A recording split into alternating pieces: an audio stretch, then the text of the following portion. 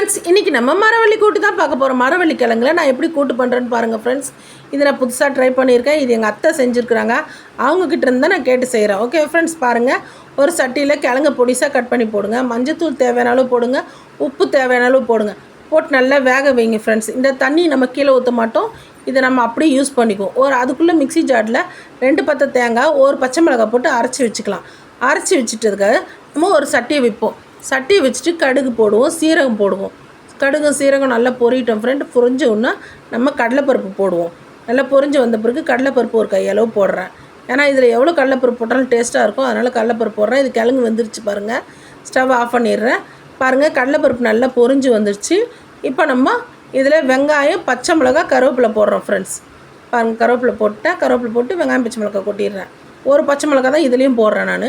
நல்லா வதக்கிங்க ஃப்ரெண்ட்ஸ். தேவையான அளவு நல்லா வதக்கிங்க. நல்லா வதக்கிட்ட பிறகு இந்த கிழங்கு தூக்கி அதில் கொட்டிடலாம். பாருங்கள், நல்லா வதக்கிட்டேன். கிழங்கு தூக்கி நான் கொட்டுறேன். அந்த தண்ணியோடு கொட்டிட்டேன் பாருங்கள். தண்ணியெலாம் சுண்டிடுச்சு. தண்ணியோடு கொட்டிட்டேன். கொட்டி நல்லா வதக்கிங்க ஃப்ரெண்ட்ஸ். நல்லா துணியை பிடிச்சிக்குங்க, சட்டி ஆடாத அளவுக்கு. நல்லா வதக்கிட்டு கொஞ்சோண்டு தண்ணி ஊற்றுங்க. அந்த தண்ணி இப்போ சுண்டிடும் கொஞ்சம் உடனே.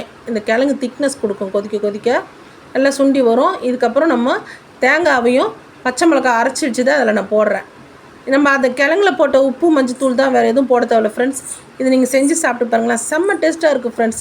இது வரைக்கும் நானே சாப்பிட்டதில்ல. எவ்வளோ ருசியாக இருக்குது. நான் சின்னதில் சாப்பிட்ருக்கேன், இப்போ நான் செஞ்சு சாப்பிட்ருக்கேன். எப்படி இருக்குன்னு எங்கள் கமெண்ட் பண்ணுங்கள் ஃப்ரெண்ட்ஸ். ஸ்ரீபுனிதா சேனல் சப்ஸ்கிரைப் பண்ணிக்கங்க, பெல் பட்டன் அழுத்துங்க. Thank you friends.